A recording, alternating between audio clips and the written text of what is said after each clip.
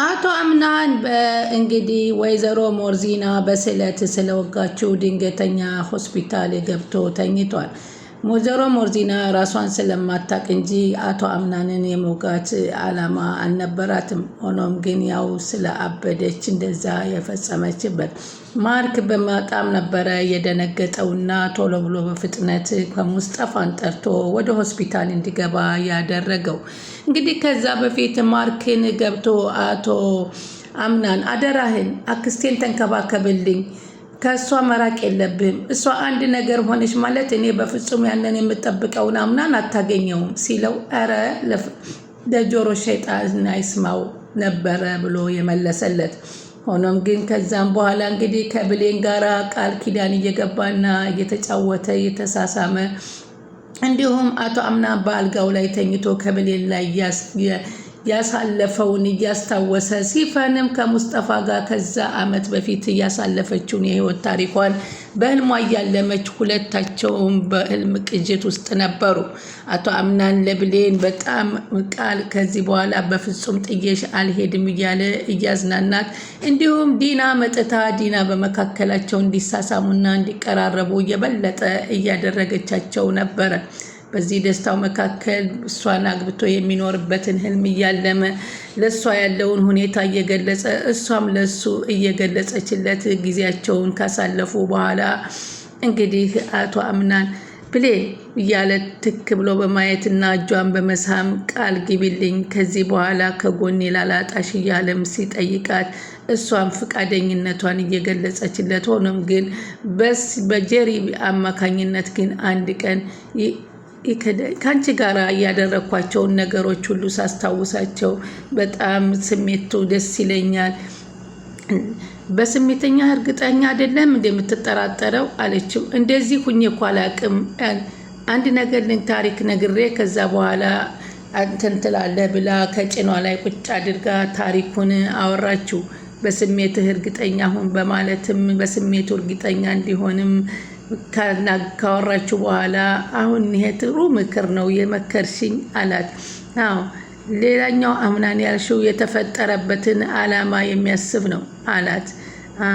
ጥሩ ትምህርት አስተማርሽኝ በማለት ሲነግራት እኮ ይህንን እንድትገነዘብ ስል ነው ይህንን ታሪክ ያጫወትኩ ስትል እሷም ገለጸችለት። ከዛም በኋላ ወይዘሮ ሞርዚና በክፍሏ ውስጥ ሁና ብቻዋን ቁጭ ባለችበት ወይዘሮ ሲፈን እንዴት ነሽ ወይዘሮ ሞርዚና፣ ወደ ሙሉ ጤንነትሽ የምትመለሽ ይመስልሻል ስታስቢው አለቻት። አይመስለኝም አለች እሷም ማለት ነው። ግን ተሽሎኛል አለቻት። ባክሽ ከአንቺ ጋራ ከጤነኞቹ ጋር መኖር አቅቶኛል እህትሽ ባደረገችሽ ነገር አለችና ነገረቻት። አይዞሽ አለች። ለምን እዚህ እኔ ጋር ትቀመጭም ስትል ጋበዘቻት። እወድሻለሁ እኮ አለቻት። ምንም የምታውቀው ነገር የለም እሷ አጥፊዋ መሆኗንና ለእሷ ቆመችላት መሆኗን ስላላወቀ እንደዛ አለቻት። ወይዘሮ ዛሃራና እንግዲህ ወይዘሮ ዛሃራና ሶሊያና ደግሞ እንግዲህ ስለ ራሳቸው ህይወት ታሪክ እያወሩ ነው። ማርክን ስትወጣ የማናህ ልጅ በማለት ትጠይቀዋለች። የሶሊያና ልጅ እንደሆነ ሲነግራትም ቤተሰብ ሁነህ ነው የመጣኸው አለችው ሲፈን። አዎ አይ ጥሩ ነው ምናምን ብላ ሁኔታውን እንግዲህ ለማንኛውም ተጠንቅቀህ ጠብቃት ብላ ለማስመሰል ተናግራ ሄደች። አቶ አምናንና እንዲሁም ዲና አንድ ላይ ሆነው ውሻ እየጎተቱ እየተጫወቱ ከብሌን ጋር ያሳለፉትን አቶ አምናን በህልሙ እያየና እየቃዠ ደስተኛ ሆኖ እየሳቀ እንዲሁም ሲፈን ከጎኗ ተኝታ ደግሞ ሲፈን ማለት ጀሪ ደግሞ የምታስበው ስለ ሙስጠፋ በፊት የነበራትን ታሪክ ነበረ። በዚህን ጊዜ አቶ ሙስጠፋ ደስ ብሎት እስኪ አክስቴን ዘይሪያት አይቻት ልውጣ በማለት ወደ አክስቱ ክፍል ግን ሲገባ የገጠመው ነገር በጣም የሚያስደነግጥ ነበረ። ስለቱን በየት አገኘችው ባንልም ስለቱን ይዛ እንግዲህ በስለቱ ስትወጋው ነበር የሚያመለክተው። እንግዲህ ወይዘሮ ሶሊያና የማርክ እናት ሆና እንዴት ናት? እንግዲህ ከባድ ሁኔታ ላይ ናት እኮ ያለችው። በጣም እንደሚያስበው ከሆነ በዚህ አይነት ሁኔታ አትችልም እያለ ይናል። አይማዬ አለ ብዙ ጊዜ እንደዚህ አይነት በሽታዎች በመድኃኒት የሚመጡ ናቸው። ብቻ እንደዚህ መሆን ያሳዝናል። እንዳልከው ነው፣ ልክ ነህ። እዚህ ቤት ያለው ግንኙነት ከሁሉም ጋራ በመጠኑ ይሁን በማለትን ልጇን አስጠነቀቀኝ። ምክንያቱም ብዙ ልብስ የለበሱ ብዙ የተለያዩ ባህሪዎች አሉ አለችው። አይማዬ አለ እንኳን እዚህ ቤት ትልቅ ቤቱና ትንሿ ቤታችን እንኳ ብዙ ባህሪ እኮ አለ። አዎ የኔ ልጅ ትልቅ እንድትከፋብኝ አልፈልግም። አንተ ነህ ያለኸኝ እኮ ብርታቴ እኮ አንተ ነህ እናቴ። ምናልባት አንቺ ባትኖሪልኝ እዚህ የተሻለ ቤት ውስጥ አልገባም ነበር። ስራህን አርፈህ ሰርተህ እንደዚህ አይነት ሞልቀቅ ያለ ቤት ገዝተህ እኔንም እንደውና ዛህራን ውድ ዛህራና እኔን እንድታስደስን ቃል ገባለሁ። አዎ እማዬ አደርግልሻለሁ ሲል ቃል ገብቶ ቅፍ አደረጋት። ማርክ እንግዲህ በዛ ቤት ውስጥ በትልቅ ቤት ስራ መግባቱ እንጂ እዛ ቤት ውስጥ ያለውን በጣም አስቸጋሪ ሁኔታ አላወቀም። ሰላም ወደ ቻናል የተከታታዩ ሰላማችሁ በያላችሁበት ይብዛ። ለቻናላችን አዲስ የሆናችሁ ሰብስክራይብ፣ ሼር እያደረጋችሁ አበረታቱኝ።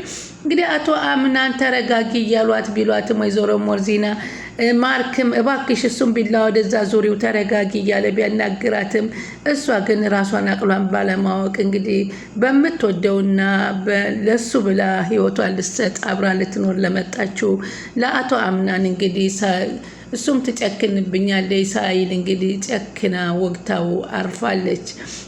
በዚህም የተነሳ እንግዲህ ሆስፒታል እንግዲህ ገብቶ ሕክምና እያደረገ ይገኛል።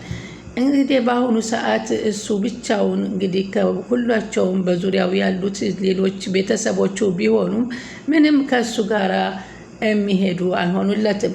እንግዲህ ሜርሲ ዲና ጋራ እየተሯሯጠች እንግዲህ ተዘግራ ወድቃ ነበረ። በወደቀችበትም ሰዓት ዲና ስቃባት ነበር። በይ እንደምንም ብለሽ ተነሽ፣ የወደቀ አካልም ካለሽ ፈለግለግ አድርጊ በማለት ነበር ጥላት ሄደችው። አሁን በሞት እኮ እንደ ወይዘሮ ሰማሄር ገዳይም አይታወቅም። እውነትም የወደቀ አካል ፈልግ ያለችኝ፣ እስኪ እውነቷን ይሆን እንዴ እስኪ ልፈልግ ብላ ዘወር ዘወር ብትል አላገኘችም። ከዛም እንግዲህ ብሌን ደግሞ ለማርክ ቁርስ ይዛለት መጣች። አመሰግናለሁኝ አላት። ምንም አይደል አለች። ወይዘሮ ሞርዚና እንዴት ነች? እስካሁን ምንም አልረበሸችኝም፣ ደህና ነች አለ። ዋናው እሱ ነው። አንቺስ ግን እንዴት ነሽ አላት። ደህና ነኝ አለችው። አንተ እንዴት ነህ? ብቸኝነቱን ለመርከው? ኧረ እንደዛ አይባልም አለች። ማለት አለች ብሌን። ታዲያ ምንድን ነው የሚባለው? ብቸኝነት አይለመድም፣ ስለዚህ እየመጣው አላምድሃለሁ ነው የሚባለው። የሆንክ ነገር እሺ እንዳልከኝ አደርጋለሁ አለች።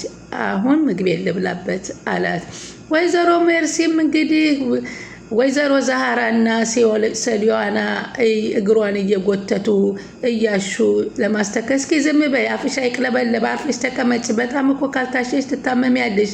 እንዴ ምን ማለት ነው? ልታወላልቁኝ እኮ ነው እያለ ምን ነው በዛው በስበቡ ገና ምን አይተሽ እናወላልቅሽ ያለን ትሰባበሪያለሽ፣ አርገሽ ተቀመጭ እያሉ ሲረግጧት ሸረኛዋ ሜርሲ እንግዲህ እግሯን ብድግ አድርጋ ግንጭሏን ወይዘሮ ዛህራን መታታለች ማለት ነው። ሆኖም ግን ወይዘሮ ዛህራ አልተጎዳችም። አትቀልጅ በሰው እያሉ ነበር አፏ ላይ የጮሆች ስታስቸግራቸው። እንጨት ማማሰያ ወጥ ማማሰያውን እንኳ ቢሰኩባት አፏ ዝም ለማለት አልበቃም። እንግዲህ ወይዘሮ ሞርዚናን አይዞሽ እንዴት ነሽ እያለ ሚያልክም እየጠየቃት ልጄ ናፈቀችኝ፣ እባክህ ልጄን የታለች አምጣልኝ ልጄ። ወይዘሮ ሞርዚና ትንሽ ጊዜ ነው፣ ከዛ በኋላ ቤተሰቦች ጋር ትገናኛለሽ። እኔ እኮ ደህና ነኝ እባክህ ደህና ነኝ፣ ምንም አልሆንኩም አለች። እና ማን ናቸው? እየረበሹኝ እኮ ነው፣ እየረበሹኝ የማላውቃቸው ሰዎች መጥተው እየረበሹኝ ነው ስትለው፣ አይዞሽ አሁን መድኃኒትሽን ይሰራል፣ ስለዚህ ተኝ። አልተኛም አልፈልግም ትለዋል። ተይ እንጂ እንደዛ መሆን አትችይም፣ እባክሽ እሺ በይ በማለት ማርክ ይለምናታል። እሷም እሺ ብላ በሰላሙ ተኛች። አቶ አምናን እንግዲህ ከብሌን ጋር ወጣ ብለን መዝናናት አለብን ብለው ወደ ማዝናኛ ቦታ ሂደው ዲናንም ስለመጣችለት ስለተደሰተ ዲናንም ይዞ ሂዶ እንግዲህ ከእሷ ጋር ያለውን ህይወት ሲያሳልፍ ምን ያህል ደስተኛ እንደሆነ እየገለጸላት በጣም ደስ ብሏቸው እያሳለፉ ነበር። እንደ ዛሬ ተደስቼም አላቅም ነው። ዛሬ ግን ልጄ ምን ሆና ነው የረሳችኝ በማለት ወይዘሮ ዛህራ ዲና ሲጠይቋት ከአምናን ጋር ስለሆነች ነው። ከአምናን ጋርም ጥሩ ነው አለችና ወይዘሮ እናቴ ዛህራ ተደሰተች። በደንብ እንጂ ፈጣሪ ጸሎቴን ሰማኝ ማለት ነው፣ ተመስገን በማለት ወይዘሮ ዛህራ ፈጣሪያቸውን ሲያመሰግን ዲናም ተመስገን በማለት አብራ አመሰገነችና አብረው በሳቅ ፈነዱ። ወይዘሮ ዛህራ የብሌን ደስታ በጣም እንደሚያስደስታት አንዷ ቤተሰብ እናት እንደ እናት የሆነች ናት።